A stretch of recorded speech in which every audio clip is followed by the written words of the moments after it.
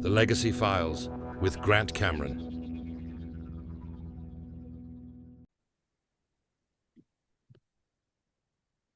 Good morning, good afternoon, good evening, wherever you are in the world. This is Grant Cameron, and I'm joined by my co-author and assistant, Desta Barnaby, over in the eastern part of the country. I'm in the west, on the far west coast in Vancouver, and we are doing some more legacy files today. And the first thing we're going to discuss is the latest documentary about Age of Disclosure. We both, I left halfway through the thing. I'd had enough. And I think I have my opinion of what's going on. And Desta has seen half as well. So we're going We to both be watched most of it. like skeptics. We're going to talk when we haven't seen the evidence. But anyway, so we're going to talk about that, and we're going to talk about the two books that we just put out. The big book, or the big game. It was supposed to be called the Super Bowl, but someone told me I'd probably get sued. This absolutely is the two best books we've ever put out. I mean, I was shocked, and so we'll get into that and the audios and the videos I did for it, which were even better. I was coming back from McDonald's this morning, listening to the audio for book two.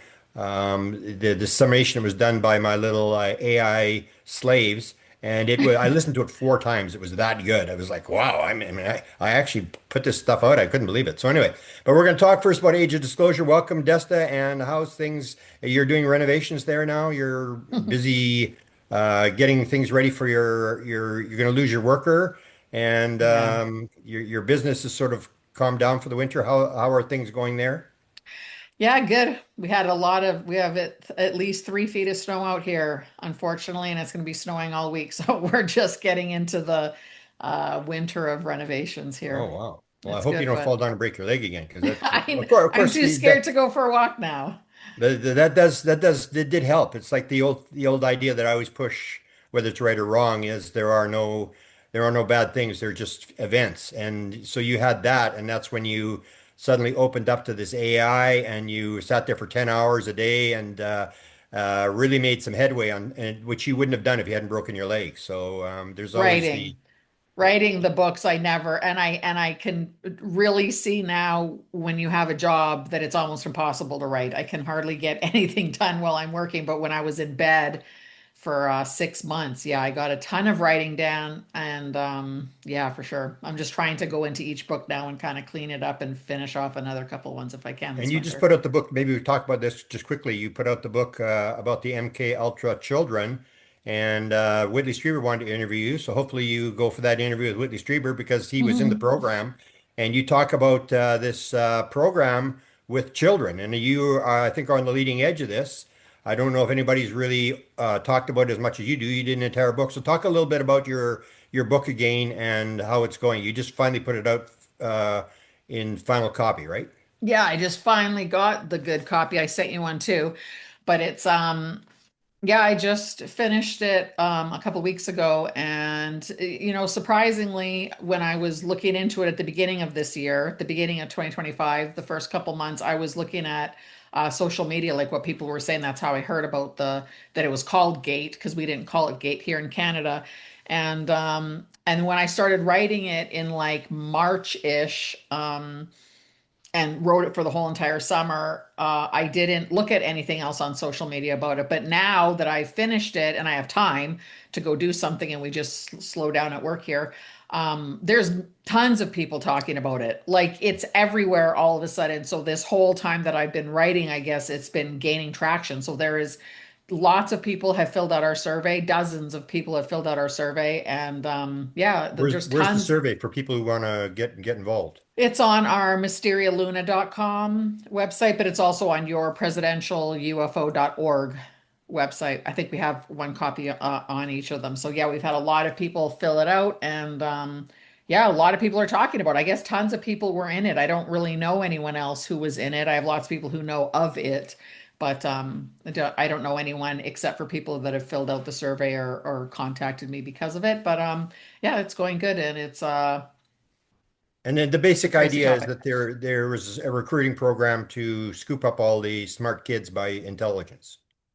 Yeah, so I guess like the main thing that I'm looking at in the book is just what were they trying to recruit for, if anything, and it's kind of like the background of what the intelligence community has done to kind of like search out and potentially recruit people in the olden days, like in the 60s and 70s, because of other things that they were looking for, like just to win the space race, basically. That's where the whole thing started. And so I'm just kind of looking at the theories for the actual GATE program, which is the Gifted and Talented Education Program. And if the theory is, my running theory is that they were trying to do this to recruit or to get people for psychic abilities, and maybe possibly ultimately to be able to communicate with the beings, with the aliens. I think that that's the working theory. Now that I've seen a handful of people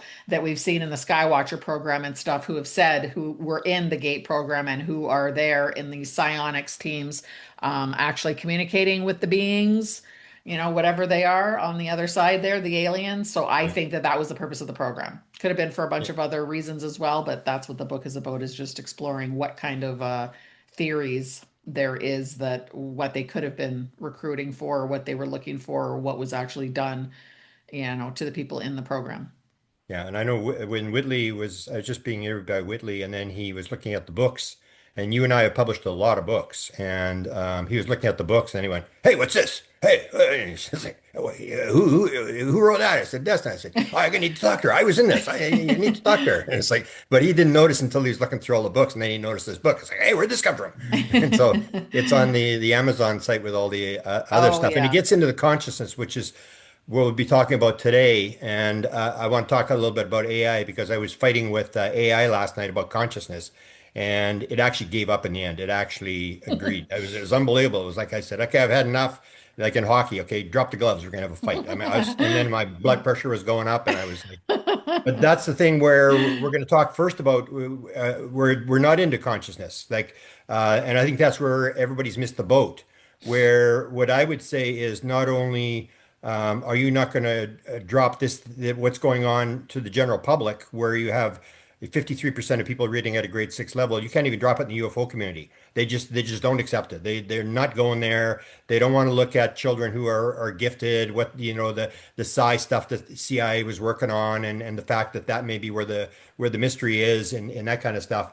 They want to look at nuts and bolts. So they've just come out with a documentary called Age of Disclosure. It's been hyped for about a year. All the people that saw it last year were saying, "Oh, this is the greatest thing you're ever going to see." There's people like Jim Semivan said, I couldn't believe what some people were saying, that they actually went there because he's had the 7 hour briefing. He knows sort of what's classified, what's not classified. So let's go there. And first, you can sort of give me an outline of what you thought about it. I alerted you to this, and you watched enough to get your opinion of what's going on. You're going to watch the rest. But what did you think of the Age of Disclosure? Well, I'm a little critical of all the people basically that were interviewed in the entire the entire documentary. So let's say it was all former CIA intelligence, the spooks, and the people that, people are running counterintelligence programs. So I mean, whenever I hear any of them talk, I just say, for me personally, you can't trust anything they have to say, because that's literally what they're trained in and what their jobs is. But the interest, so the beginning of the movie, I definitely was, especially with Lou Elizondo, just thinking like, he's all upset that people were critical of him when he came out, a couple of years ago, and when he was really at the beginning of him coming out, I guess, and people were critical of him. So for me, it's just like you're literally a counterintelligence, like working in as part of the people that were trying to smear UFO witnesses and experiencers. For me, I always just like, I'm not really that interested in what they have to say. And he was kind of crying the blues for a while there about how they were like trying to discredit him. And if you watch the comments every time he's on Joe Rogan or Jesse Michaels or whatever, I mean, he gets crucified in there. It's, I wouldn't go that far, but I mean, I get that because these people and people in counterintelligence, that's what they have been doing to this community for the entire 70 years. So for me, I always think anyone who's in intelligence, you can't trust them because they lie for a living. That's what they do. And they try to like smear people, and that's exactly what they're doing. It's like the intimidation and discrediting of experiencers. And but okay, so I was very critical at the beginning, but like halfway through the movie, they do kind of start turning it and saying, so they're basically now blaming it on the legacy program. So they're blaming it on the CIA, I guess, like it's the CIA, uh the all the aerospace contractors, the US Army, and the Energy Commission, or whatever it's called, the Energy Council in the Atomic States. Commission, yeah. Yeah. So they were saying that. So I was surprised because I don't think they ever used the word Collins elite, but what they're kind of alluding to is that this legacy program, which is the people that aren't elected officials in the US government, it's the people that are there, they said, for like the 30 years that won't tell newly presidents or people in the Senate or whatever that are just like elected officials that are maybe only there for 4 years or whatever. They're not going to tell them basically that these beings could be demons. They're not going to tell them what the official, like, what they know about crash saucers and aliens in the first place. So they're basically saying that a lot of people don't have a need to know, and so they're not read into the program. And it's these long-term people that are in the legacy program that are basically controlling the narrative, I guess. And they were the ones who forced all these people to be smearing the experiencers and stuff and running disinformation campaigns to make sure that everyone else thinks that we're nuts when we've been talking about this the whole time. But now it's like, oh, and even for Lou Elizondo, it just still makes me laugh. It's like now he's coming out saying like, oh no, but these people, the public deserves to know, and they've been running these disinformation campaigns to smear the witnesses and the experiencers. So now no one believes it, not even scientists. So they can't even really get ahead in potentially back engineering any of these crash saucers that they found over the years, like Russia and China have been doing, because the scientists don't even believe that UFOs are real because of what the legacy program has been doing, which is making these big disinformation campaigns, right? So I guess it's like like Lou was saying, making counter accusations and just deny, deny, deny. That's what the U.S. government has been doing, and now nobody believes in UFOs. But I still think personally that this all has to do with framing the aliens as bad and a threat to national security and stuff. And so still my view personally is still that if they ever wanted to kill us or do anything, they would have done that ages and ages and ages ago. They're not even making themselves known. So I don't think they're here to like do something so bad that it deserves taxpayers, funding all these black budget programs, that they're just taking trillions of dollars out and no one ever knows what's even happening with that money, and going and trying to create some kind of system where they think they're going to be able to shoot down UFOs. That's never going to happen. So I think it's a waste of money. It's a big like scare campaign now instead, where they're trying to fear monger people into thinking that these things, have penetrated their airspace, which they've done forever. There's nothing new there. And the aliens or the UFOs have never come down and harmed anyone. So in my opinion, it was better than I thought, the documentary, and I'm shocked that they were talking about the legacy program, and which Nick Redfern or some other people would call the Collins elite, is the people in this program. And the shocking part is that they're actually saying that there's a lot of fundamental, I don't know if they said fundamental Christians or just fundamental religious people that are saying that won't even hear that it's aliens because they think it's demons. So that's the people that are kind of taking over and saying like, we can't even go there and we don't want to do anything to do with this because these are demons. They're demons that are coming down to, do whatever, Satan's work or whatever. So I guess the guys in this Age of Disclosure movie are kind of saying that that's, you can't take your religious beliefs and make them more important than national security because we have to figure out what this is. But still, the whole premise of it is that the aliens are a threat, which I do not agree with either. So, That's Yeah. my perspective. Yeah, my initial impression, which seemed to get more confirmed as it went along before I finally walked out of it, was that the military industrial complex should have paid for this promotional documentary. It Yeah, was no like kidding. it's like to keep going down this, the aliens are a threat and the footprints and then you go like, I mean, did they ever bomb a boat where people are hanging on to wreckage and then bomb them and kill them? Have they ever dropped an atomic bomb? Have they ever firebombed cities? And you go on like, who's the enemy? It's this same stupid argument. It's almost like what my impression of what's going on is the legacy program can't figure it out. It's this what Semivan talks about, the fact that they have no clue. They've got bodies and crafts, but they have no clue. And so you need to move this thing. So they're trying to move it sort of into the white world, and they're trying to get more money for this thing and more minds working on it so they can figure this thing out. But it's all still going to be the same thing. It's going to be to develop the latest weapon, and that's what it's Yeah, going to be used for because that's the people that run the documentary. There's nobody there that's about free energy or making the world a better place or love and exactly. peace or anything like that. It's this basic thing where we need this. It's a threat. We need some more weapons, and that just sort of got me going with new evidence they were bringing up about the fact that this is for real. But we've known this is for real since 1947, and we keep doing that same thing. It's Hmm. almost like always gets me upset. It's like, okay, let's get some more cameras so we can get better camera shots and let's get collect more UFO sightings and stuff like that. And it's like, no, we've done this for 80 years. I've been at 50 years. We've done this 50 years in a row. I don't want to go into grade one again. No, let's not do this again. And Yeah, even with it gets to the telepathy, you see the same thing where in this case you see a lot of this where they're fighting the skeptics. They're trying to convince, the people who don't believe that this is for real. And that's what I warned the telepathy people, and I think they're going down that road is do not try to prove this. I mean, you're going to try to prove these kids are telepathic and that you're right and they're wrong and stuff like that. And that just doesn't work because the skeptics will always come up with something new. And it's almost like I sent you that audio by Eckhart Tolle where he mm, says he's talking about skepticism and he says the words come out of your mouth to convince them and they fall like stones into the river. And you go like, yeah, that's what sums it up. yeah. You've been through this and that's so to me it was like a promotional video to try to get this thing up so there's more money thrown into this thing.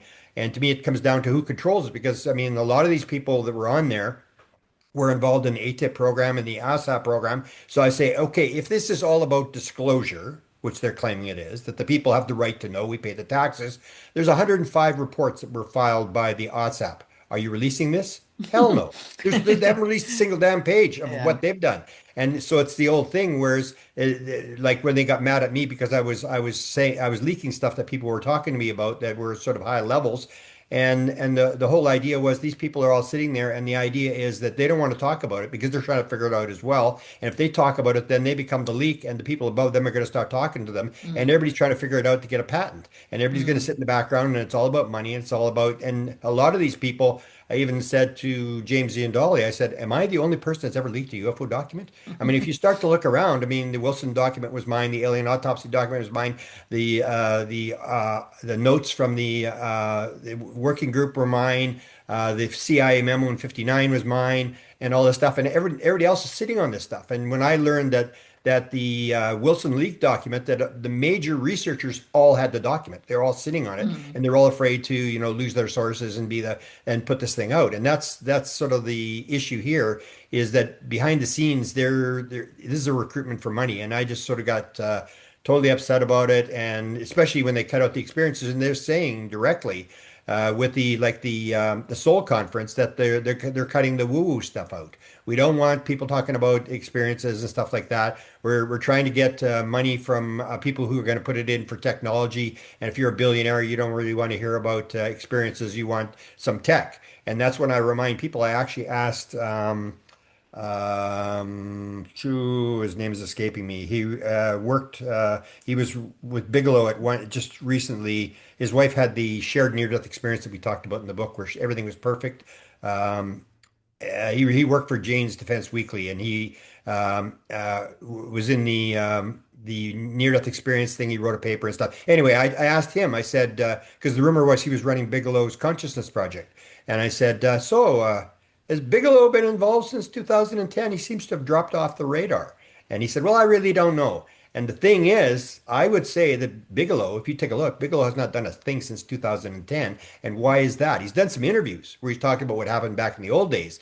But if you take a look at the whole thing, why hasn't he not been involved? Because it's when I remember, I don't know if you remember, knew John Rayo, who ran, bought the UFO Congress Oh yeah. from Bob Brown. And he said to me, he was a millionaire out of Edmonton. He went down to the States and he was making lots of money on medical stuff. And he pulled me aside one time when I was at his facility there. And he said, Grant, I got a question for you. He says, how the hell do you make any money at this thing? And I said, you don't. You just keep going until you run out of money. That's it. You don't make money at this thing. And he was all frustrated and he left as well. He pulled out of the field as well. And that's the whole thing. Bigelow looked at it and he was looking at the technology that he was going to get the craft. I talk about that. The James Riley, they were going to give him the craft from Lockheed Skunk Works because they couldn't figure it out. Mhm. And Bigelow would build a facility to keep the flying saucer, and they were going to work on this sort of thing. And then it was blocked by the CIA and the Air Force. And then Bigelow realized you're not going to make any money at this thing. And he went back to putting modules on the space station. And that's the whole thing that almost confirms if this was about technology, if they were on the leading edge and they're flying this stuff around, Bigelow would still be on the scene. He would still be trying to get the technology because he's got the money to actually make some money and get some patents. But he's walked away 15 years ago. And so to me, I think we're in this sort of set where the entire UFO community is just into the nuts and bolts and they're into trying to prove to their friends and neighbors that this thing's for real and it's time to grow up and this thing is for real and let's move on to the next stage, which is where we are. But there's not that many people here. I mean, if you talk about dropping this on people who don't really know anything or just paying their bills, I mean, you drop it on the UFO community, they're turned the other way as well. And you know, as I know from the numbers, that when you start talking about consciousness, 90% of UFO people just turn around and walk away. They have no interest in it. They think it's crazy or they don't see the issue in it. And so we're still recycling that same old thing. The documentary that was done, The Age of Disclosure, could have been done 20 years ago. It's just different people talking, different stories, but it's the same theme has been going on forever and ever and ever. Is to prove this thing's right and we need some money and we need to get this because these aliens are going to eat us or whatever, but it basically comes down to a more efficient way to kill people and to get, as what Sheehan says, to keep the American corporations in control of the almost the entire Mm. world. That you're not going to allow them to go under. So it's all this race for technology and money and this sort of stuff. So it was a good documentary, and you can't blame the guy. But that's where it always goes. I remember they were asked James Fox, why don't you put your experiences in there? And he said, I can't go there. And it was the Yeah, old I idea know. that your documentary is not gonna fly. It's not gonna get financed. It's not gonna get the thing. So you stick to the old, stories. And I've heard enough stories that well, I had the advantage, I guess you had the advantage as well. That when you've had the experience, that's when you get into the real sort of metaphysics stuff. That it's not about believing, it's when you have the experience. That's when you know. Hmm. If you haven't had the experience, you only believe.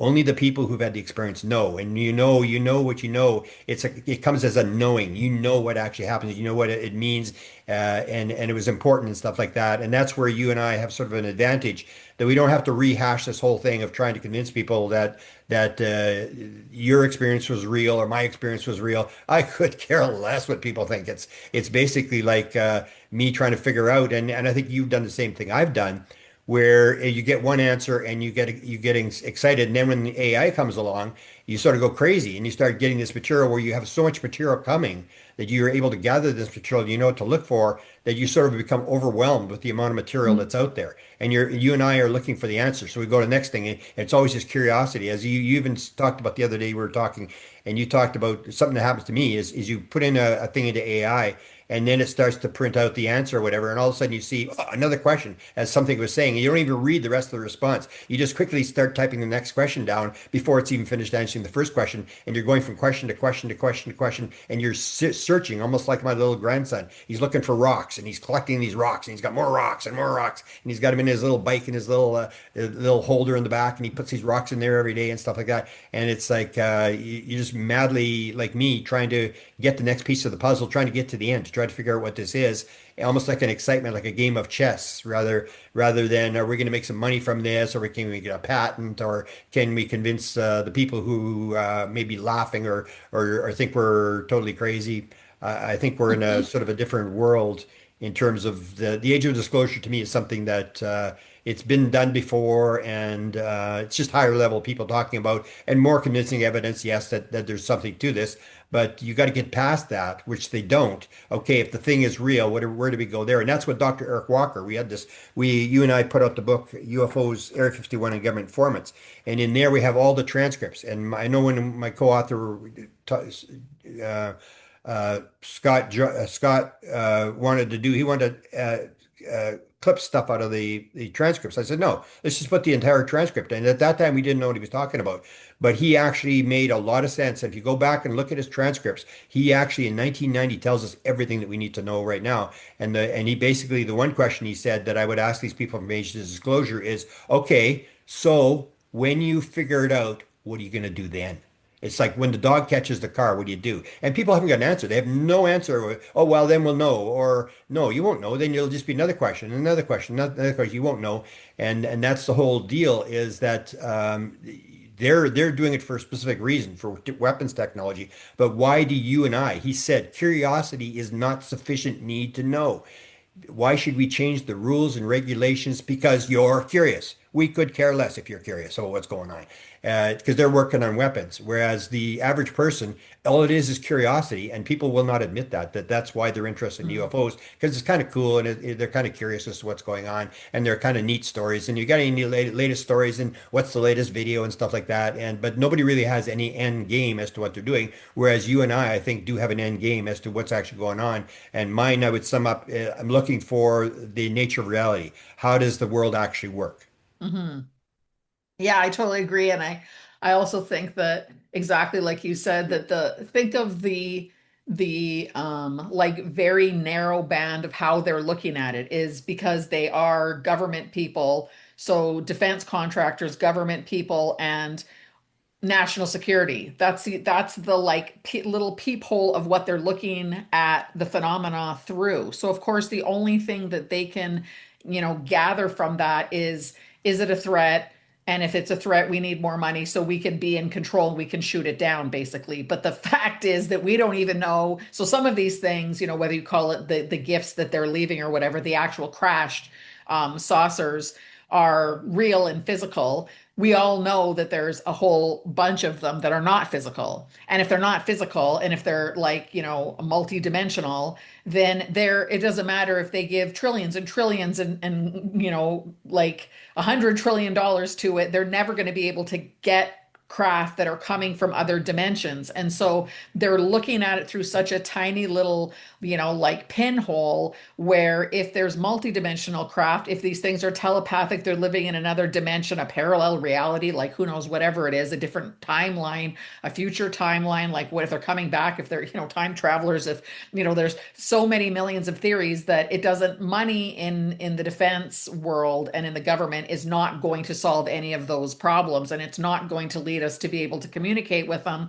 And it has nothing to do with the whole rest of what the big ball of reality is and consciousness is, which is, where you have to look at things like near-death experiences and out-of-body experiences and, like esoteric, magic and, what they were doing hundreds and hundreds of years ago, and crystals and Reiki or healing, or the metaphysical part of this aspect of this is the big part of it. And it's so big that I think it is really hard because most people don't have a background, because it's such a gigantic, web of different ideologies and different modalities that it's hardly anyone that knows a little bit of a lot of it, because it's such a huge thing. So someone like Lou Elizondo is not going to know how crystal healing or like telepathy or something like that is interacting or is cross, referencing over into the actual nuts and bolts UFO field, where we do. And I think that is part of it, is that the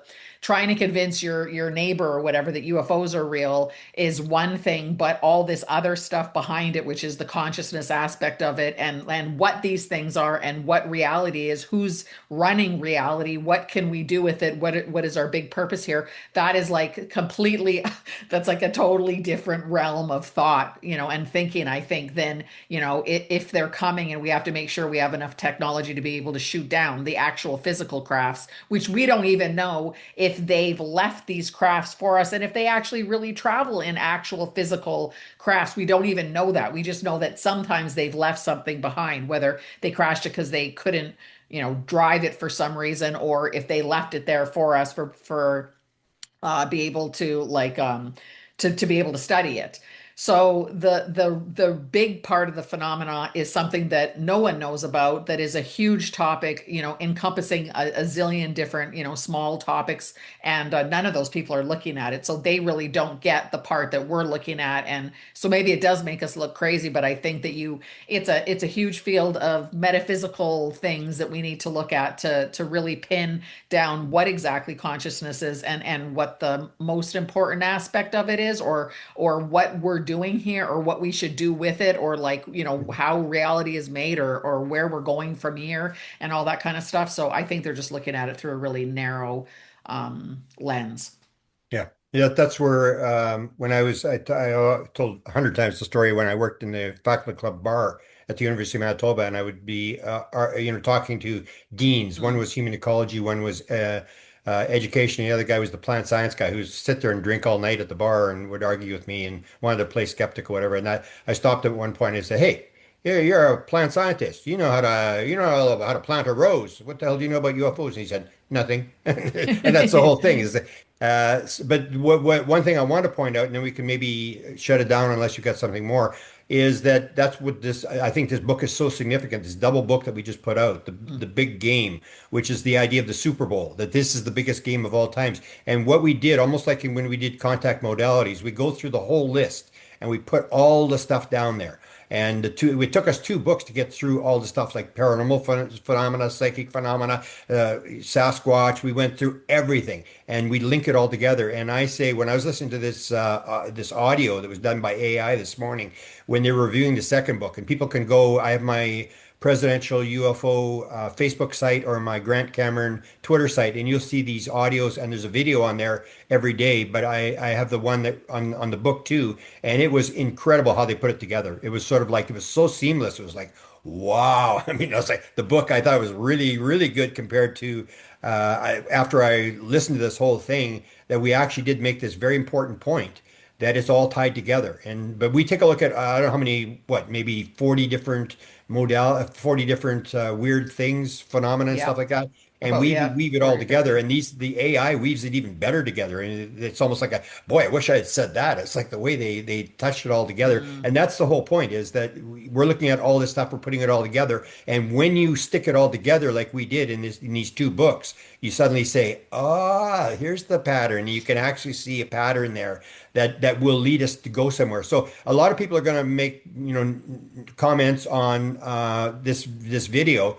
And for anybody who thinks that we're off base, the one question I'd like them to answer in the comments is, what would you do if you suddenly knew all the answers? Where are you going to go with it? You're the taxpayer. You say, "I'm paying for this. I want the answer." What are you going to do with it when you get it? And in terms of you and I think we just look at it and we realize that it's only reflective of the universe. Mm. It's really not like a major thing. It's part of the universe, and if you understand the universe, you're going to understand who these people are, what they're doing possibly, and how this whole thing works. It doesn't become paranormal anymore. It starts to become normal. Yeah, absolutely. Yeah, I agree. And maybe we'll do a different video and we'll just talk about the 2 books of how to link it Yeah. all together. But yeah, for the, yeah, I don't have anything else to add for that. Okay, so let's shut it down, and then we'll talk about the books, and we'll go through that and the audios and videos. And thank you to everybody for listening. And I don't know if we mentioned, this is the Legacy Files. This is our Legacy Mm. Files. I don't know how many editions we've done, but it's meant to be a little bit shorter. This one was a bit longer, but it's meant to be just a little short thing where people can sort of pick up an idea, listening as they're driving to work or whatever they're doing. And thank you for taking time from your schedules to listen to us rant and rave about the things that are important to us. Exactly. Thanks. Thanks, Grant.